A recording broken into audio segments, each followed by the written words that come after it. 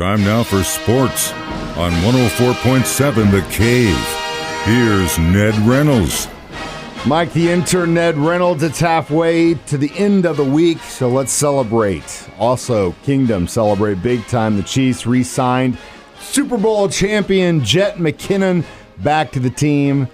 I'm glad he's coming back. Yeah, he is, and he will, in a sense, he provides a lot of depth to that team. You have to understand now, he's over 30 years old, and those running backs, they don't last very long, but McKinnon hasn't had a whole lot of beating during his life. I don't mean that in the physical sense as such, but he hasn't taken all that many hits, so he still has some speed left. But the Chiefs did make a rather crucial decision in regards to not signing another individual, or at least not exercising the option, and that's Clyde Edwards-Helaire. He will play, assuming he doesn't get traded, which is unlikely, nor is he dropped from the team, which is unlikely since they'd owe him money. But he will play and suit up for the Chiefs this year, but then that'll be it.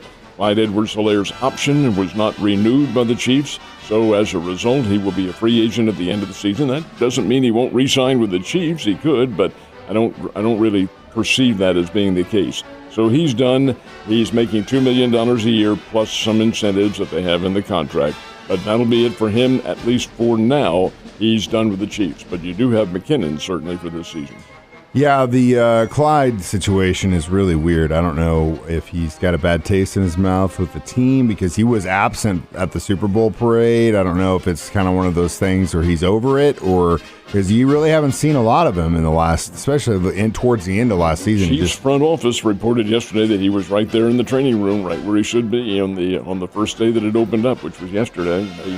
Got to give him the guy credit. That's good. He's coming back, and he's definitely going to have to work his ass for his job. I think they kind of tried, in regards to him too, something else I wanted to say is that I think they tried to force him into a different running back role than he was accustomed to.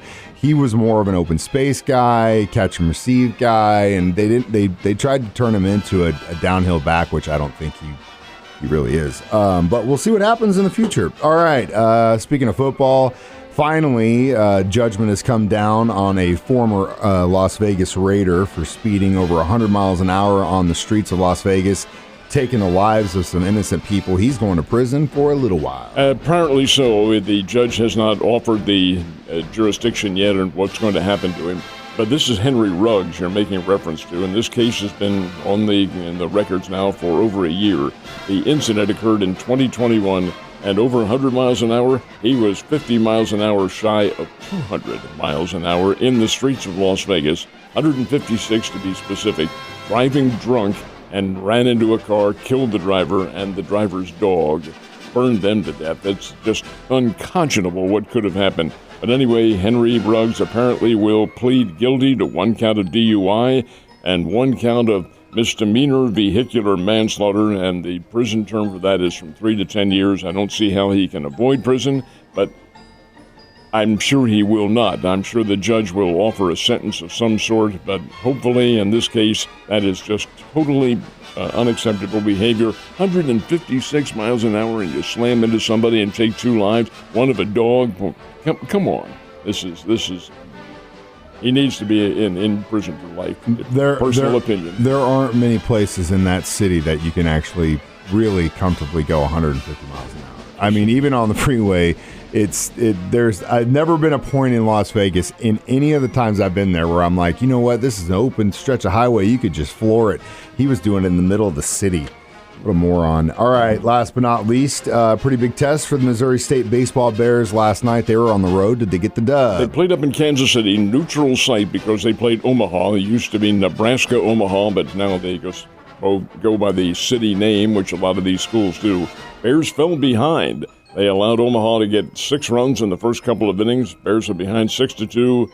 But this is a good offensive Bears team. Came back to win the game. Missouri State 11, Omaha 9. Great non-conference win. And now the Bears get set to go on the road to Murray State this weekend over in Kentucky. Should be some very interesting games. The Cardinals had their series start with pretty tough hombre yesterday, don't you think? This is really sobering. It's the Los Angeles Angels, and we'll talk about their lineup in a second, but the Cardinals, get this, folks.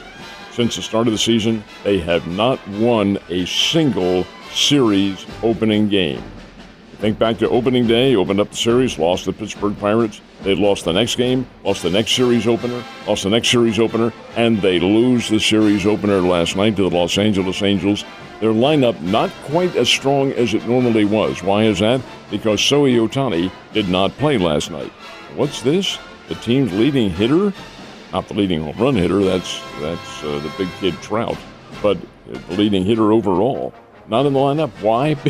Because he pitches tonight, and you're not going to play a guy in the lineup on the night that he's pitching. That's right. Ohtani is a hitter as well as a pitcher. Anyway, Angels score 4 runs in the first inning off Steven Matz, and that's it. That's the game. 5-1. The Cardinals hitting is just, it's pop gun. They just can't get any kind of cohesive hitting going at all.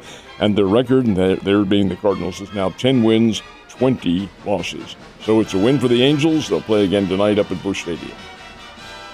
Really got to start figuring things out in St. Louis if we want to have any kind of a season. The Royals were also on the field yesterday. Have they had any change to their luck? They had a little bit of hitting last night, scored 7 runs, but the Baltimore Orioles scored 11. With Ryan Mountcastle, who is a 6'4" first baseman and a relative newcomer to the Orioles, 5 RBIs. 5 of the 11 runs scored were off his bat. That's pretty good. Anyway, 11-7, Orioles win. Kansas City's record is now 7 wins, 23 losses. This is developing into a catastrophe up in Kansas City. Said it before, say it again. I still think they are a better team than this, and I think they will come around somewhere along the line.